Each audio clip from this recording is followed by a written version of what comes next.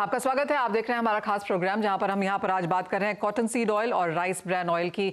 संदीप जी, ये सवाल आपसे है। जहां पर प्राइसिंग की बात आती है, हम देखते रहते हैं अच्छी खासी उठापटक पिछले 2-3 सालों में यहां पर खाने के तेलों में देखने को मिली है। अब जहां तक इन दोनों तेलों की बात है, कैसे देखते हैं आप भाव जो इंडियन मार्केट्स देती हैं और जो कॉस्ट ऑफ प्रोडक्शन जो इंडस्ट्री को लगता है? देखिए, राइस जहां तक सवाल है, कॉटन ऑयल का प्राइस, कॉटन का मेन सीजन अक्टूबर से मार्च होता है। इस दौरान कॉटन ऑयल बहुत रीजनेबल रहता है। इस दौरान कई बार कॉटन ऑयल की कीमतें सोयाबीन ऑयल की भी नीचे चली जाती है।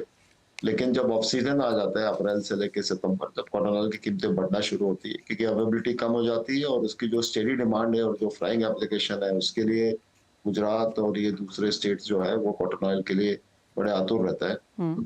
तो लेकिन जैसे अजय जी ने कहा है कि इंडिजिनस ऑयल्स जो है वो दबे हुए हैं, उनकी कीमतें दबी हुई है। इसका मेन कारण ये है कि इंडिया की इम्पोर्ट ड्यूटी जो है वो अभी 5.5% क्रूड पे आप जानती हैं, जी। जो एक समय 35 से 40% हुआ करती थी। और जब वर्ल्ड की कीमतें अभी सब $1000 के नीचे आ गई है, जो ऊपर में $2000 चली गई थी, तो ये ड्यूटी रिवाइज होने की जरूरत है। और मेरे ख्याल से 4 जून को जब इलेक्शंस के रिजल्ट आएंगे और नई गवर्नमेंट फॉर्म होगी, तो ये मुद्दा अजय जी हम लोग पूरी तरह से गवर्नमेंट के पास उठाएंगे और हम मांग करेंगे कि इंपोर्ट ड्यूटी जो है क्रूड की बढ़ाई जाए और रिफाइंड ऑयल की और ज्यादा बढ़ाई जाए और क्रूड और रिफाइंड में कम से कम 15% का गैप करा जाए। तो जैसे क्रूड की आज 5.5% ड्यूटी है, तो हमारा कहना कम से कम होगा कि भी ये 5.5 की ड्यूटी को आप क्रूड की कम से कम 15 से 20 करिए और रिफाइंड की ड्यूटी जो आज चल रही है 13.25, ये इसको आप कम से कम 30% करें। तो ये बहुत जरूरी हो जाएगा एंड इससे थोड़ा इंडिजिनस ऑयल को सहारा मिलेगा और इंडिजिनस ऑयल को प्रोक्योर करने में, एक्सट्रैक्ट करने में, किसानों को बेटर प्राइस देने में सहायता मिलेगी। और फिर इंडिजिनस ऑयल का फ्यूचर जो है और ग्रोथ पाथ जो है वो वेल सेट रहेगा। मतलब आज हम चाह रहे हैं कि हर साल 10%, 15% ग्रोथ हो इंडिजिनस ऑयल की, तो जब भी पॉसिबल हो सकती है कि हम एक रेम्युनरेटिव प्राइस स्ट्रक्चर भी क्रिएट करें और क्वालिटी पे ध्यान दें, नए इन्वेस्टमेंट करें।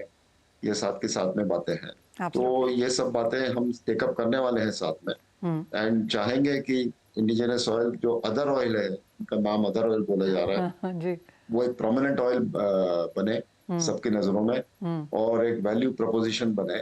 और अजय जी ने जैसे कहा है कि केमिकल कंपोजिशन तो दोनों ऑयल के बहुत अच्छे हैं, प्रॉपर्टीज भी बहुत बेहतरीन है, तो वो भी कंज्यूमर तक पहुंचने की जरूरत है। और अपने रायसेला वालों ने भी कहा है कि कंज्यूमर की तरफ कैंपेन होना जरूरी है, उसकी अवेयरनेस और बढ़ना जरूरी है कि ये पर्टिकुलर ऑयल्स की वैल्यू कितनी है। मुझे खुद को याद है कि मैं 2001-2 में जब एसीए का प्रेसिडेंट था, तब मैं एक डेलीगेशन जापान लेके गया था राइस ब्रान ऑयल के लिए। और उस समय मेरिको सिर्फ सफोला बनाते थे, तो हर्ष मरीवाला जो मेरिको के चेयरमैन है, उनको मैंने कहा कि राइस ब्रान भी बहुत अच्छा ऑयल है, आप इस पे भी गौर करिए। तो उन्होंने अपने टेक्नोलॉजी हेड डॉक्टर लुइस को मेरे साथ डेलीगेशन में भेजा था। और डॉक्टर लुइस जब वहां से जापान से वापस आए तो मेरिको के बोर्ड को उन्होंने रिपोर्ट बनाई, कहा कि यस, राइस ब्रान भी बहुत अच्छा तेल है। तो फिर मेरिको ने इन प्रिंसिपल डिसीजन लेके ब्लेंड बनाया सनफ्लावर और राइस ब्रान का, और उसका नाम दिया सफोला गोल्ड, और वो मार्केट करना शुरू किया। तो हमें खुशी है कि एब्सोल्युटली संदीप जी, अगर आप शुरुआत में, मुझे भी याद है, अगर आज से 8-10 साल पहले की बात की जाए तो राइस ब्रांड के बहुत फ्यूअर ब्रांड्स हुआ करते थे, लेकिन अब हमने काफ़ी सारे यहाँ पर ब्रांड्स, ऑलमोस्ट काफ़ी सारी कंपनीज को यहाँ पर इन्वेस्ट करते हुए देखा भी है। पुनीत तो हमारे साथ हैं ही। पुनीत, आप कैसे देखते हैं मार्केट शेयर? और जैसे आप, पूरा ही पैनल कह रहा है कि एक पुश की ज़रूरत है, एक अवेयरनेस की ज़रूरत है, कंज्यूमर बेसिस पे भी, गवर्नमेंट बेसिस पे भी। सो एज ऑफ नाउ कैसे देखते हैं, किस तरह का मार्केट शेयर है, कैसे आप डिमांड और डिमांड ग्रोथ बढ़ाने पर काम कर रहे हैं? Manisha ji, almost 7 to 8% India की जो एडिबल ऑयल की डिमांड है आज की डेट में राइस ब्रान ऑयल से पूरी हो रही है। सिर्फ उसमें इशू ये है कि सिर्फ 3 से 4% उसका ऐसा पार्ट है जो बहुत ज्यादा हेल्थ कॉन्शियस लोग खरीद रहे हैं, जिसमें जो प्रोड्यूसर है उसको भी वैल्यू मिल पा रहा है। बाकी जो राइस ब्रान ऑयल बिक रहा है वो सिर्फ सब्स्टिट्यूट ऑयल के तौर पे बिक रहा है कि जब बाकी इंपोर्टेड ऑयल महंगे हो जाते हैं तो उसके सब्स्टिट्यूट के लिए यूज हो जाता है। ये जो 3 से 4% की मैं बात कर रहा हूं, इसको बढ़ाने का पोटेंशियल बहुत ज्यादा है।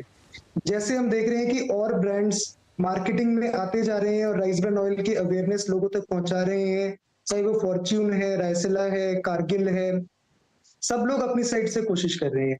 बट मैं यहाँ पे एक एग्जांपल आपको देना चाहूंगा डायरेक्ट सेलिंग इंडस्ट्री का।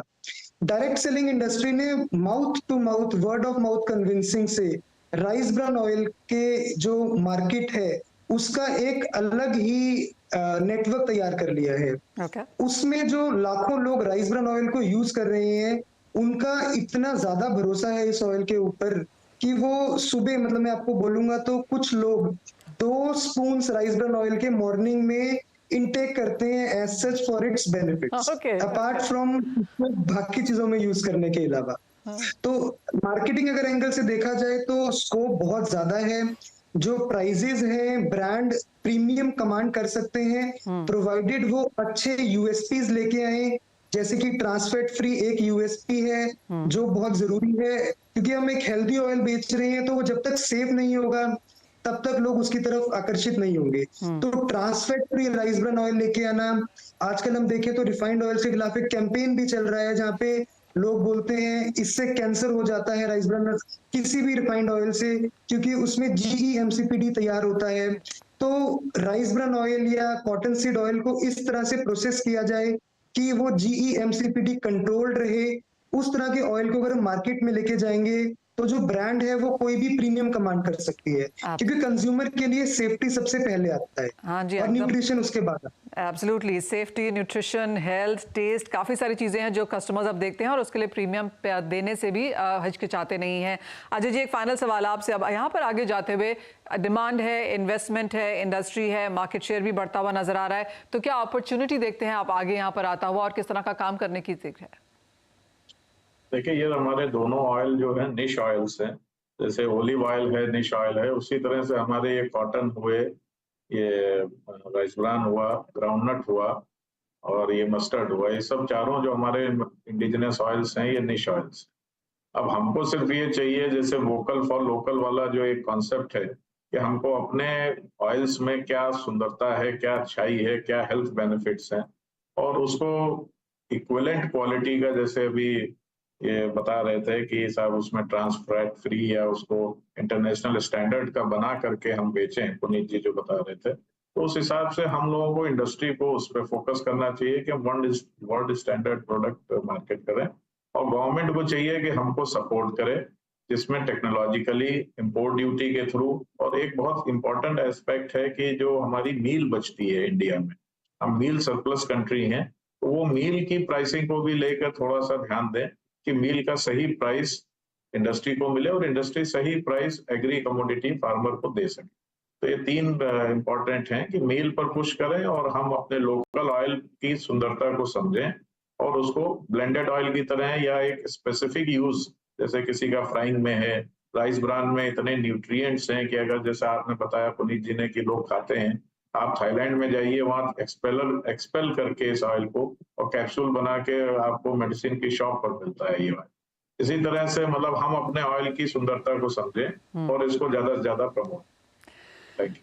Point taken. संदीप जी, अजय जी, पुनीत जी, बहुत शुक्रिया आज साथ जुड़ने के लिए और उस बहुत ही इंटरेस्टिंग एक्साइटिंग कॉन्वर्सेशन के लिए भी। तो क्लियरली यहाँ पर काफ़ी सारे बेनिफिट्स हैं, चाहे वो मील के तौर पर हैं, एडिबल ऑयल के तौर पर हैं, हेल्थ तो है ही यहाँ पर, और जिस तरह का आपने यहाँ पर पूरा का पूरा कॉन्वर्सेशन दिया तो काफ़ी सारे पॉजिटिव्स यहाँ से निकल के आए हैं। बहुत शुक्रिया आप सभी का आज यहाँ पर साथ जुड़ने के लिए और इस कार्यक्रम में समय देने के लिए।